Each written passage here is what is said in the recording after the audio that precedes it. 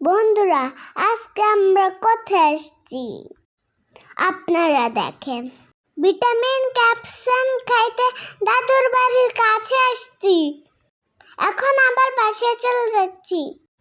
যাওয়ার পরে হঠাৎ করে বাড়িটা চোখে পড়লো।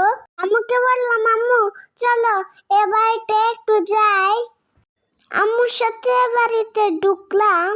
দেখি ওয়াও, খুবই সুন্দর, বিশাল একটা বাড়ি, কিন্তু বাড়ির মালিক থাকে না বাড়িতে। এই যে আমার ভাইয়া আর আমি দুই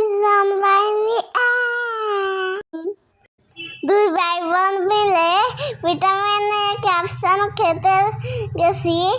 এদিকে দুইটা বাচ্চার সাথে আমার ভাই মাস্তানি শুরু করে দিছে। কোন রকম ভাইকে সরে আনছি। দেখেন দেখেন কত বড় কলা বাগান। এরকম একটা যদি আমারে থাকতো, শুধু কলা খেতাম। একা খেতাম না, আপনাদেরও দিতাম। আমার আম্মু একা খেতে শিখেনি। এই মানুষগুলো দেখছেন, এই মানুষগুলো এ বাড়ির না, এ বাড়িতে আসে থাকে। আপনারা ভাবছেন আমি এগুলো কিভাবে জানি? আসলে বাবার কিছু নেই। আমার আম্মু আমাকে বলছে বাড়ির হিস্টোরি, ওখান থেকে আমি জানি। দুই ভাই এক জায়গায় বসে সুন্দর একটা মুহূর্ত কাটাইছি। ভাই মানে শান্তি নেই, ওদের শুধু দৌড়াদৌড়ি, হারাহারি, মারামারি। এই যে দেখেন ভাইটা আমার কি করতেছে।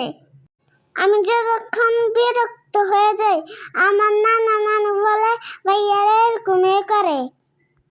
আপনারা বলেন সব সময়কে মেনে নেওয়া যায়?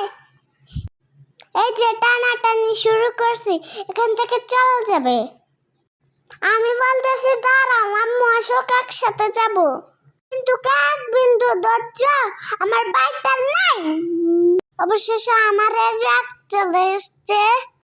ও আমাকে কি টেনে নিয়ে যাবে, এখন আমি ওকে টেনে নিয়ে যাব। কিন্তু দুঃখের বিষয়, আমি রাগ রাখতে পারি না, কারণ বাইকটা তো আমারই। ভাই বরদন, রক্তের বাঁধন, যদি পৃথক হয় কর্মকাণ্ডের কারণ। আমার তো এক ভাই, ভদ্রবান 3 বোন। বোনকে আপনারা সবাই দোয়া করবেন, আল্লাহ যেন সুস্থ রাখে, সকল বিপদে ভালো রাখে। আমরা যখন এই বাড়ি থেকে বেরিয়ে যাচ্ছি, তখন পিছনে কয়টা বাচ্চারা আমাদের বারবার ডাক দিচ্ছে। আমরা পিড়ে তাকাচ্ছি। আমার ভাইয়াকে যে আমি একটু আগে ধমকাইছি, এজন্য আমার ভাইয়া রাগ করে চুপ করে আছে। মাশাআল্লাহ, এখন তো ভদ্র ছেলের মতন হাঁটতেছে। আমি তো আর বোন, আমার কথা শুনে।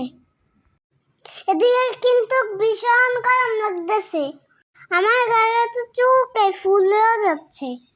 আম্মুকে দেখালাম, আম্মু বলছে বাসায় গিয়ে ওষুধ দিয়ে দিবে।